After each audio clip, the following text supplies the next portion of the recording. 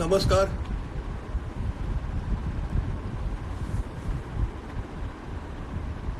संपूर्णची वेळ बहुतेक संपलेली आहे आणि या किताबखान्याने आयोजित केलेल्या आणि सगळ्या मित्रांनी मिळून आणि त्यांचा सगळ्यांचा क्युरेटर आपला अश्विनी कुमार, तर त्यांनी क्युरेट केलेल्या या कवी संमेलनात मी तुमचं स्वागत करतो. संपूर्णांनी आताच कविता वाचलेल्या आहेत. मला काय ते लाईव्ह बघता आलं नाही, कारण मी टेक्निकली तेवढा साऊंड नाही आहे.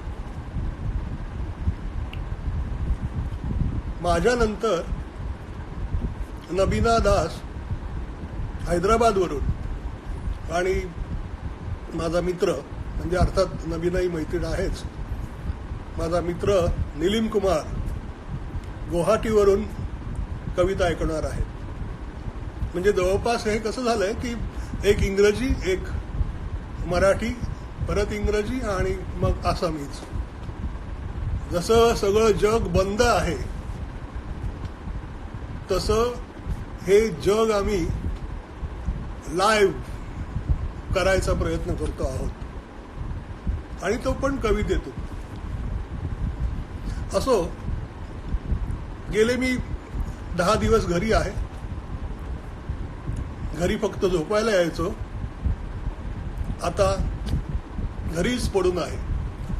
एका मित्राला मी सांगितलं, अरे मी 8-10 दिवस घरी आहे, तर तो म्हटलाय घर दबा धरून बसलंय की काय तुझ्यावर डोक ठेवून, आता याला घरीच ठेवा म्हणून. असो, मी माझ्या काही कविता ऐकवणार आहे. अर्थात मी मराठीतच कविता ऐकवतो, त्यामुळे मराठीत ऐकवणार आहे. सगळ्या कविता इंग्रजीत आणि इतर भाषेत अनुवादित झालेल्या आहेत, त्यामुळे त्या कविता तुम्ही मुस्तनसीर दळवीच्या ट्रान्सलेशनमध्ये किंवा दिलीप चित्रेच्या किंवा सरबजीत गर्च्याच्या आणि इतरही मित्र आहेत जसं सचिन केतकर वगैरे, त्यांच्या ट्रान्सलेशनमध्ये कुठेही वाचू शकता. पण मी सादर करतोय मराठीतल्या कविता माझ्या. सुरुवात करतोय छोट्या कवितांनी. आत बाहेर आणि बाहेर आत. आत बाहेर. मी उठलो आणि बंद केला तुझ्या सर्व ऋतूंचा आवाज माझ्यातून येणारा. मी कसं बंद करू तुझ्या आठवणींचं म्युझिक माझ्यात दरवळणारं. आता बाहेरात. मी उघडलंय कित्येक वर्ष बंद असलेलं माझ्यातल्या माणसाचं घर. एक एक नवा माणूस पडतोय बाहेर माझ्यातून. अशा कित्येक माणसांची गर्दी वाट पाहते बाहेर पडण्याची. 1 मिनिट.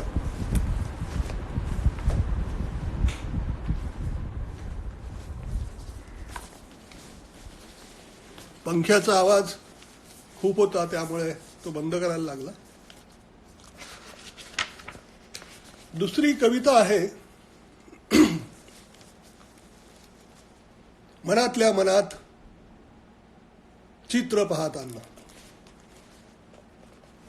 मनातल्या मनात चित्र पाहताना चित्रातले कळत नाही काहीच, आणि आपण असतो उभे चित्राबाहेर शीर्षकासारखे. जसा सर्व अर्थ सामावलेला आपल्यात, तरीही आपण समजू शकलो नाही आपल्यातल्या अनेक चित्रांना. चित्र मांडली आहेत ओळीने आपल्यातल्या कलादालनात.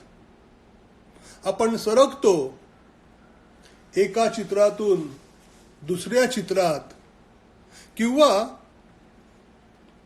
प्रत्येक जणच चाललाय एका चौकटीतून दुसऱ्या चौकटीत, आणि प्रत्येकातलं चित्र डोकावतंय बाहेर, पाहतंय आपल्यातून निघून चाललेला माणूस कुठलं चित्र नेतोय वाहून त्याच्या चेहऱ्याबरोबर.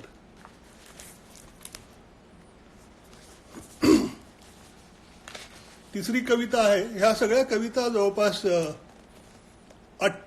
25 ते 28 वर्ष जुन्या आहेत. मी नवीन कविता लिहिलेल्या आहेत, पण सध्या मी त्या वाचत नाही, कारण सध्या त्या खूप अंगावर येण्याची भीती मलाच वाटते. कदाचित 2021 मध्ये त्या मी सगळ्या ठिकाणी वाचत फिरणार असेल. असो, ही कविता आहे पेद्रू अंकल. ही खरं म्हटलं तर खूप भाषांमध्ये ट्रान्सलेशन झालेली कविता आहे. आणि आज सकाळी परत अश्वनी फोन करून मला म्हटलं की पेद्रू अंकल तू ऐक. तर तुम्हा सगळ्यांसाठी आणि अश्विनीसाठी पण खास पेद्रू अंकल. पेद्रू अंकल, तुमचा एक एक अवयव होत गेला फितूर. तुमची लाकडी आराम खुर्ची, विड्या विझवण्याचा ॲशट्रे, शौचाचा पॉट, जीर्ण बायबलच्या पानांची फडफड आणि ख्रिस्ताची एक चौकट तेवढी उरलेली. आताही असं वाटतंय तुम्ही आराम खुर्चीत खोकत कणहत पडला आहात, अस्वस्थपणे पीत आहात विड्या. तुम्हाला तुमचं आयुष्य होतंय असह्य, पण अस्वस्थपणे नाही घालू शकत तुम्ही खोलीभर एलझाऱ्या. तुमच्या कंप पावणाऱ्या ओठांतून फुटत नाहीये शब्दही. तुमच्या तोंडातून येणारा विडीचा धूरही कसा वाटतोय तुमच्यासारखा पॅरलाइज झालेला. येशूच्या चौकटी समोर मनातल्या मनात प्रार्थना पुटपुटताना तुमचं सर्व शरीरच पुटपुटतंय. कदाचित आमच्यासाठी शेवटची प्रार्थना. तुम्ही विचारायचात हल्ली काय करतोस सर्वांनाच. मी तेव्हा काहीच नाही करायचो कविता सोडून. तुम्ही म्हणायचात यू आर मॅड, पण मनापासून वाचायचात माझ्या कविता. तुम्ही म्हणायचात when I was in college I used to write poems, but that was because of madness. Poetry makes you weak, my son. The day I left writing, I left worrying about others, I became strongest man. जन्मभर तुम्हाला कोणाचीच लाभली नाही साथ. जन्मभर तुम्ही राहिलात पोरके. कुणीही तुमच्यावर केलं नाही प्रेम. आता तर झिरोच्या बल्बमध्ये अंधुक दिसावेत शब्द, तसे तुम्ही अंधुक झालेले आहात सर्वांच्या दृष्टीने. खिडक्यांच्या गजांमधून दिसत असेल तुम्हाला दिवस रात्र होताना. अंदाजे वेळ कळत असेल ठोकताळ्यांनी. तुम्ही वाट नाही पाहू शकत कोणाचीच. आणि पाहालच तर फक्त खिडकी व तिच्यातून तुम्हाला जाणवणारे सर्व ऋतू तुमच्यावर गळून पडण्याची. मग जेव्हा एकट्यानेच तुम्ही तुमचं आयुष्य शेवटचं स्मरत असाल, मनातल्या मनात जीवाच्या आकांताने म्हणत असाल येशूसाठी शेवटची प्रार्थना, अंकल, कुणाचेच कुणी नसलेले तुम्ही कुणाची आठवण काढत असाल आणि आयुष्य आठवत असाल तर तुमच्या आयुष्यात असं काय होतं आठवण्यासारखं? आता तुमची आठवण येते तेव्हा असं वाटतं मीही कोलमडून पडेन कधीही, पण तग धरून आहे अजून, कारण I am mad uncle. I still write poetry. I am mad. आता माझ्याकडे फक्त 3 मिनिटं उरलेली आहेत आणि 3 मिनिटात मी एक छोटी कविता ऐकून माझं वाचन संपवीन. कवितेच्या ओळींना खूप जणांनी ऐकलेली आहे कविता, पण तरीही कवितेच्या ओळींना चिकटलेला असतो आयुष्याचा कुठला तरी क्षण, आणि रिकाम्या जागांमध्येही